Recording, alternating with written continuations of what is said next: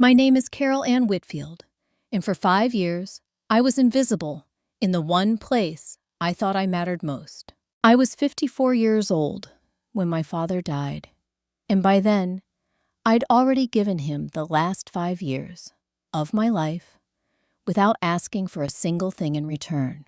Not because I was a saint. I want to be honest about that from the start. I did it because he was my father, because my mother had been gone 11 years by then, and because somebody had to. That somebody was never going to be my brother. Kenny is 2 years younger than me, and he has always been the golden one. Not because he ever did anything spectacular. He just had a way about him, a laugh that filled a room, a handshake that made men trust him, a smile that made women want to feed him. My mother used to say, Kenny could sell a screen door to a submarine. She meant it as a compliment. I don't think she understood what it costs everyone else when one person is allowed to charm his way out of every obligation. When our father Walter had his first stroke, I was living 2 hours away in a rented townhouse with a job I liked at a regional insurance office, a small garden I'd been building for 6 years, and a quiet, uncomplicated life. I drove up on a Tuesday because the hospital called and said he was stable but shaken. I stayed the weekend. Then I stayed the week. Then I gave notice on my townhouse because it became clear within a month that Dad could not live alone anymore. And Kenny, who lived 20 minutes from our father, not 2 hours, had a business trip. He always had a business trip. I want you to understand something about caregiving that nobody tells you until you're in it. It doesn't happen in one dramatic moment. It happens in 1,000 small ones. It's learning which of his 7 pills go with food and which don't. It's the 2 a.m. trips down the hallway when you hear him try to get up on his own, and you just know that this is the night he's going to fall. It's cutting his toenails because his hands shook too badly to do it himself, and doing it gently, and pretending it was no different than clipping your own, so he wouldn't have to feel the indignity of it on his face. It's answering the phone at work in a hushed voice because the home health aide is calling to say he's had another bad morning. It's missing your own doctor's appointments because his mattered more. It's watching your savings account shrink a little every year, not because he asked you for money, but because groceries, for 2 people who need special diets, cost more than groceries for one, and because somebody has to pay for the ramp, and the medical alert pendant, and the extra insurance riders that his own coverage didn't touch. And it's doing all of it while your brother calls twice a year to ask how the old man is doing, sounding genuinely surprised each time that things haven't magically improved. I'm not telling you this to make myself sound like a martyr. I made my peace with the sacrifice a long time ago. I'm telling you because you need to understand what those 5 years actually were, so that later, when I tell you what happened after he died, you'll understand exactly how it felt to sit in that office and hear the words that came out of the lawyer's mouth. My father was not a wealthy man, but he was not a poor one either. He'd worked 31 years at the regional rail yard, retired with a modest pension, and owned outright the house he and my mother had bought in 1979, a squat, sturdy, 3-bedroom, brick colonial on Larchmont Avenue, with a covered porch my mother used to sit on every summer evening until the day she died. That house was the only real asset my father had. It wasn't grand. It didn't need to be. It was simply home. In the truest sense of the word, the place where every important thing in my childhood had happened. And later, the place where I nursed my father back from 3 different medical crises and held his hand through 2 more that he didn't come back from all the way. In the last year of his life, when his mind was still mostly clear, but his body had become a stranger to him. My father used to take my hand after dinner while I was clearing his plate and say the same thing, almost word for word, more times than I can count. "You're the one who stayed, Carol Ann," he'd say. "I won't forget that. You won't be left with nothing. I promise you that." I believed him. Not because I needed the promise to keep doing what I was doing. I would have stayed, regardless, because that's who I am, but because it was nice, in a life that had become almost entirely about sacrifice, to hear that someone had noticed, that someone saw what it cost me and intended, in whatever small way was left to him, to make sure it mattered. He died on a Thursday morning in March, quietly in his sleep, in the bedroom he'd shared with my mother for 38 years. I was the one who found him. I was the one who called the funeral home, who picked the casket, who wrote the obituary, who stood at the door of the funeral parlor for 3 hours, shaking the hands of people who kept telling me what a wonderful daughter I'd been. Kenny flew in the night before the funeral. He cried beautifully at the service. Denise, his wife, wore black Chanel and dabbed at eyes that never seemed to actually produce tears. And exactly 6 days later, we were all sitting in the office of Harold Grant, our father's longtime attorney, for the reading of the will. I remember exactly what I was wearing. I remember the smell of the leather chairs. I remember thinking with a strange, distant calm that whatever happened in this room in the next 20 minutes was going to answer a question I had never quite let myself ask out loud. Had the last 5 years actually meant something to my father, or had I simply been a convenient unpaid nurse who happened to share his last name? I was about to find out, and the answer, delivered in a lawyer's flat professional voice, was going to break something in me that I did not know could still break. Harold Grant's office was on the second floor of an old bank building downtown, the kind of place with frosted glass on the door and a secretary who'd clearly worked there since the Nixon administration. He'd been my father's attorney for over 20 years. He'd handled my parents' modest estate planning back when my mother was still alive, and I'd always thought of him as a kind, unhurried man who took his obligations seriously. Kenny sat in the good chair, the one closest to the desk. Denise sat beside him, with her legs crossed and her phone face down in her lap, glancing at it every few minutes anyway. I sat slightly apart in the chair by the window because it was the only one left when I walked in, and because some part of me, some part I hadn't examined too closely, already understood that I was the afterthought in that room, arranged by seating alone. Harold cleared his throat, adjusted his glasses, and began to read.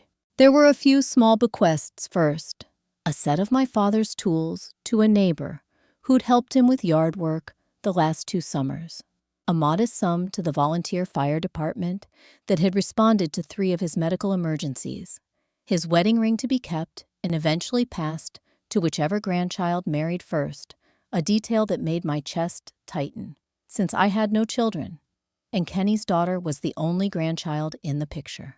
And then Harold turned the page and read the sentence that I will remember, word for word, until the day I die. The residence located at 214 Larchmont Avenue, along with all its contents, is to pass in full to my son, Kenneth Robert Whitfield. The room went very quiet. I remember hearing the tick of a clock somewhere behind Harold's desk that I hadn't noticed before that moment. I remember Denise's hand moving very slightly to rest on Kenny's forearm, not in comfort, but in something closer to quiet triumph, though I don't think she even realized she was doing it. Kenny didn't look at me. That's the detail that has stayed with me longer than almost anything else. He looked down at his hands, and he said softly, almost automatically, "Well, that's Dad for you. Always fair." Always fair. I sat there in that chair by the window, and I want to tell you honestly what I felt, because it wasn't what you'd expect. It wasn't rage, not yet. It was a kind of hollowing out, a physical sensation, like something had been scooped out of my chest, and there was simply air where it used to be. 5 years.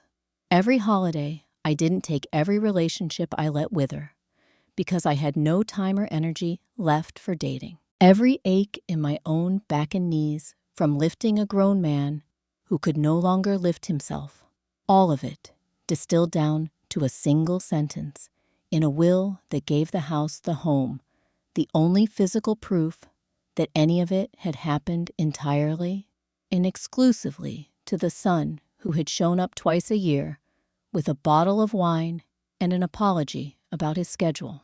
Harold Grant, to his credit, glanced at me, just once briefly, in a way that I would later think back on and wonder about.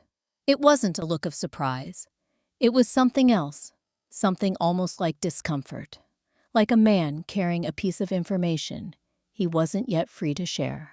But at the time, I didn't catch the weight of that look. At the time, all I could do was sit very still and keep my face arranged into something that wouldn't give Denise the satisfaction of watching me come apart. "Carol Ann," Harold said, gently turning another page, "your father left you a bequest as well." He read out a figure, modest, respectable, the kind of amount that might cover 8 or 9 months of an ordinary life, but was nowhere close to the value of a house I had spent 5 years keeping standing clean, paid for, and occupied by a man who could no longer occupy it alone. I said, "Thank you." I don't know why I said thank you. Some habits of politeness run so deep they survive even the moment your heart is being quietly dismantled. There were papers to sign acknowledgments that we'd each been informed of the will's contents, standard estate paperwork. My hand was steady. I want you to know that. My hand did not shake once as I signed my name on every line Harold indicated, even though inside I felt something come completely undone. I didn't argue. I didn't ask questions. I didn't even look at Kenny again before I left that office. I simply gathered my purse, thanked Harold Grant for his time, and walked out into a gray March afternoon that felt appropriately like the entire sky had gone the color of ash. I want to tell you why I didn't fight it in that moment, because I think a lot of women who've lived a life like mine will understand. It wasn't because I accepted it. It was because some old, deeply worn part of me, the part shaped by decades of being the responsible one, the quiet one, the one who didn't make scenes, simply took over and got me through the door before I fell apart in front of people who would have enjoyed watching it happen.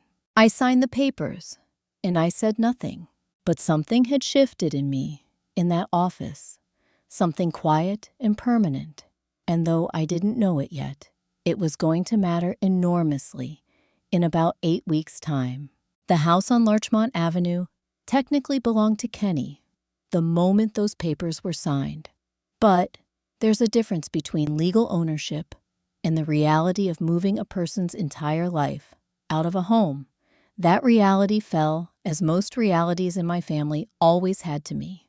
Kenny and Denise lived across town in a newer development in a house Denise had decorated with the kind of aggressive tastefulness that made you feel judged the moment you walked in the door. They had no interest in moving into my parents' modest brick colonial. What they wanted, it became clear within a matter of days, was to sell it. No sense letting it sit empty, Kenny told me over the phone in the same easy, reasonable voice he used for everything. The voice that made unfair things sound like simple logistics. "We'll get it on the market by summer. You should take whatever you want out of it first. Obviously. Furniture, mom's china, whatever you'd like. Whatever I'd like." As though 38 years of my parents' marriage in 5 years of my own life could be adequately compensated with dibs on the good china. I spent the better part of 6 weeks going through that house alone. Kenny stopped by exactly once for 40 minutes to grab our father's old fishing gear and a box of tools he said he'd always meant to borrow. Denise never came at all. I emptied closets that still smelled like my father's aftershave. I found folded at the bottom of his dresser drawer a photograph of my mother from 1975, before either of us children existed, laughing at something outside the frame, young and unburdened in a way I'd never once seen her look in real life. I found the ceramic mixing bowl my mother used every Thanksgiving, chipped on one side from a fall decades ago, that she'd never bothered to replace it for. I found, too, in a shoebox in the hall closet, every single greeting card I had ever sent my father, birthdays, Father's Days, get well cards from his first stroke, kept all of them in careful order. I did not find a single card from Kenny in that box, not one. I don't say that to be cruel to my brother. I say it because it was in that lonely house, in those quiet weeks, one of the only pieces of evidence I had that my father had actually paid attention to which of his children showed up. By the end of April, I'd moved into a small 2-bedroom rental across town, modest, a little worn at the edges, but mine paid for with what remained of my savings and the bequest from the will. I told myself I was fine. I told the few friends who asked that it was for the best, that Dad's estate was Dad's business, that I didn't need the house anyway. Not really. What would I even do with a house that size on my own? I was lying, of course, in the particular way women of my generation are taught to lie, cheerfully, convincingly, mostly to ourselves. What made it worse in those weeks was Denise. She had a way of phrasing things at the one extended family gathering I attended that spring, my cousin's daughter's christening, that stung far more than anything Kenny himself ever said. It all worked out how it should. Don't you think, she said to me, over a plate of deviled eggs, with a smile so bright it could have powered a small appliance. Kenny's got the girls to think about college funds and all that. And you're so settled. Simple life. I think that suits you. Simple life. As though the 5 years I'd spent bathing our father, managing his medications, and watching him slowly disappear had been some sort of restful hobby, a personality trait, rather than a sacrifice that had cost me a decade of my own future. I didn't say any of what I wanted to say. I smiled, thanked her for the lovely party, and left 20 minutes later. But in the privacy of my own small, rented kitchen that night, something in me, something that had been quiet and obedient for 54 years, finally spoke up. Not in anger exactly, in clarity. I remembered my father's hand on mine, after dinner, more times than I could count. You won't be left with nothing. I promise you that. He had promised me. And the will I'd sat through in Harold Grant's office had left me with a fraction of what the house alone was worth, while the son who could not be bothered to show up got everything else. I did not know, sitting at that kitchen table in April, that my father's promise had not actually been broken. I did not know that somewhere in a filing cabinet or a drawer or a box that no one had yet opened, there was a piece of paper that would prove it.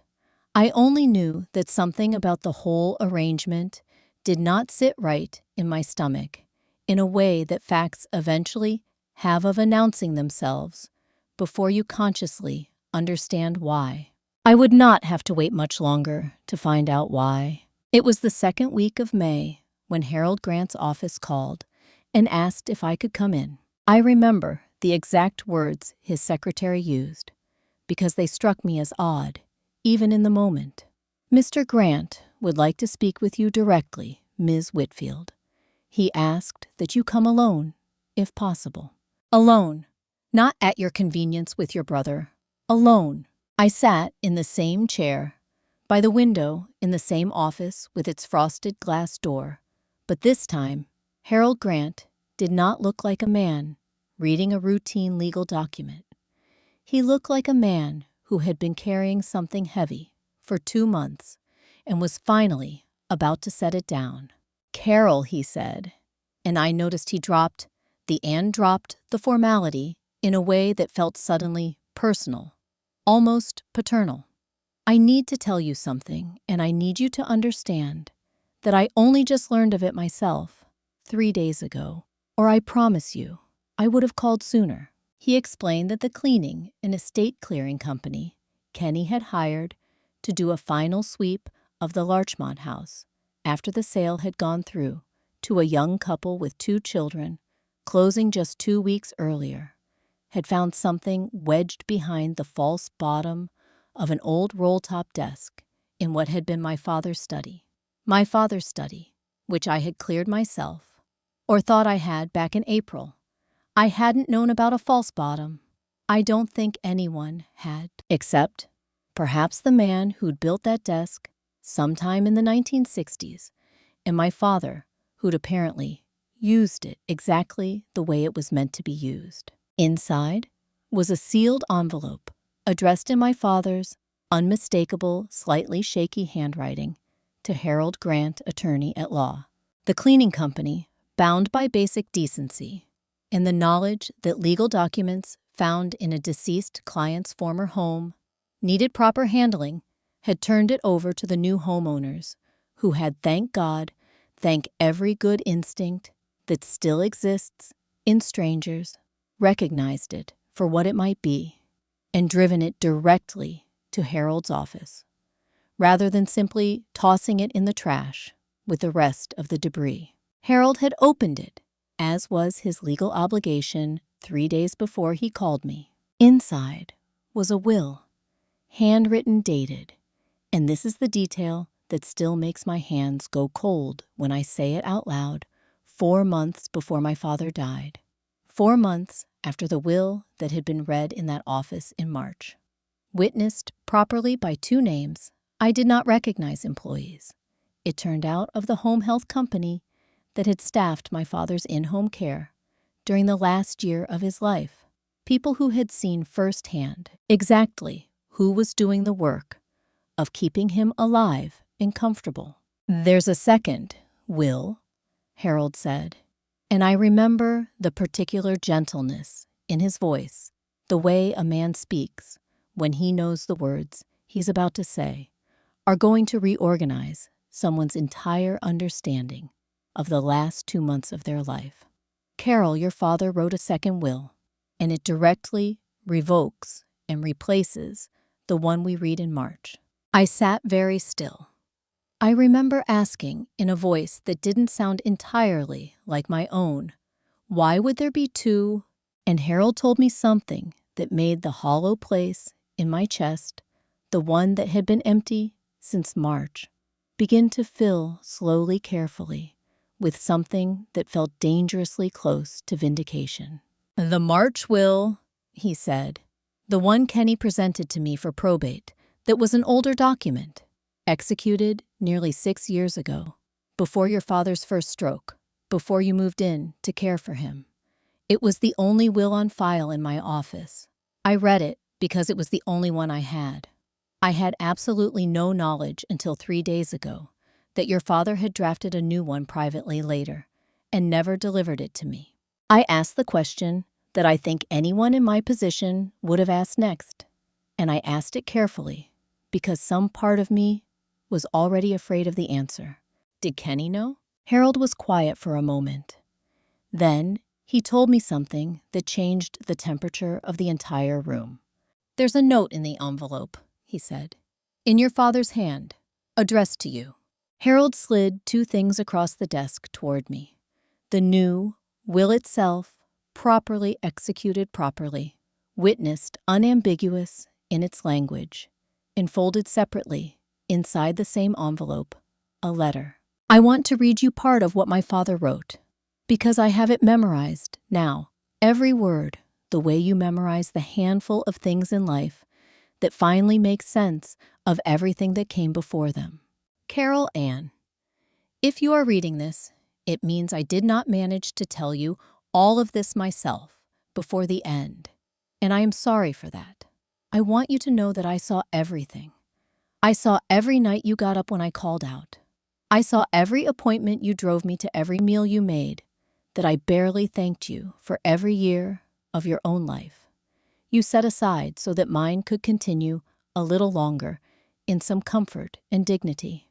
Your brother is not a bad man, but he is a man who has never once had to choose between his own life and someone else's need. And I do not think he understands even now what that choice costs a person. The house on Larchmont was never really mine, to give lightly.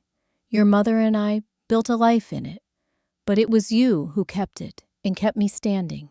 It should be yours, all of it. I am changing my will to reflect what should have always been true, and I am asking Harold to keep this safe until it is needed. I love you both, but only one of you stayed. I will not pretend I read that letter with dry eyes. I did not. Harold, to his credit, quietly left the room for several minutes and let me have that moment alone in a leather chair by a window, finally understanding that the last 2 months of humiliation, of quiet grief, on top of quiet grief, had been built on a document my father had never intended to be the final word.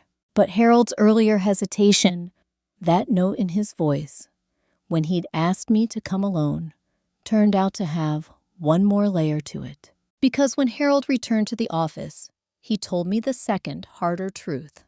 There was a second piece of paper in that envelope, a brief note separate from the letter to me, addressed to Harold himself, in which my father mentioned that he had told Kenny verbally about the existence of a new will, roughly 5 months before his death, during one of Kenny's rare visits. My father had wanted, in his own words, to give my son the chance to do the right thing without being forced into it by a piece of paper. Kenny had known, not the exact contents, perhaps not with certainty, but he had known a second will existed, that our father intended to change things, and he had said absolutely nothing when the March will was read, letting me sit in that room and absorb what he understood on some level might not even be the truth. I confronted him 3 days later at his own kitchen table, with Denise standing by the counter with her arms crossed, already defensive, before I'd said a single accusatory word. "Dad told you," I said. Not a question. Kenny's face did something complicated. Guilt quickly rearranged into defensiveness, the way it always had since we were children. And he'd broken something of mine and needed 40 seconds to convince himself it was somehow my fault. He said something once, months before he passed. He wasn't well, Carol. I didn't know if it was even real. I wasn't going to go digging through Dad's desk based on some offhand comment from a sick old man. You didn't have to dig, I said. You just had to say something. In that office, when Harold read the will, you looked at your hands and said, "That's Dad always fair." And you knew there might be another version of the truth sitting somewhere, and you let me sign those papers anyway. Denise predictably tried to redirect the conversation toward logistics. The house had already been sold, after all, to a young family closing complete funds distributed. What exactly do you think is going to happen? Now, Carol, you want to drag some poor couple with kids out of their new home. But that was never what the second will required. Harold had already explained the legal reality to me before I ever drove to Kenny's house. The sale itself, conducted in good faith by a buyer with no knowledge of any dispute, would very likely stand. What the second will entitled me to was the value Kenny had received from that sale, the proceeds sitting untouched in an estate account pending final distribution, plus his obligation to account for the difference between what I'd been given in the first invalid will and what I was rightfully owed under the one that actually reflected our father's final wishes. It was not in the end about reclaiming a house I could no longer physically reclaim. It was about something that mattered even more to me. By that point, the truth on paper, witnessed and legal and undeniable, finally matching what I had felt in my bones for 5 straight years and had been too dutiful, too well-behaved, too quiet to insist upon out loud. The legal process took most of the summer. Harold Grant, who I have come to think of as one of the few genuinely honorable men I've encountered in this entire ordeal, filed to have the March will set aside and the later document recognized as my father's true final wishes. Kenny, through an attorney of his own, initially fought it. Denise, I'm told, was the one pushing hardest, unwilling to give up what she'd already begun redecorating in her head. But a handwritten will, properly witnessed by 2 credible, unrelated professionals, with a signed cover letter, directly acknowledging and revoking the earlier document, is not an easy thing to overturn. By September, it was settled.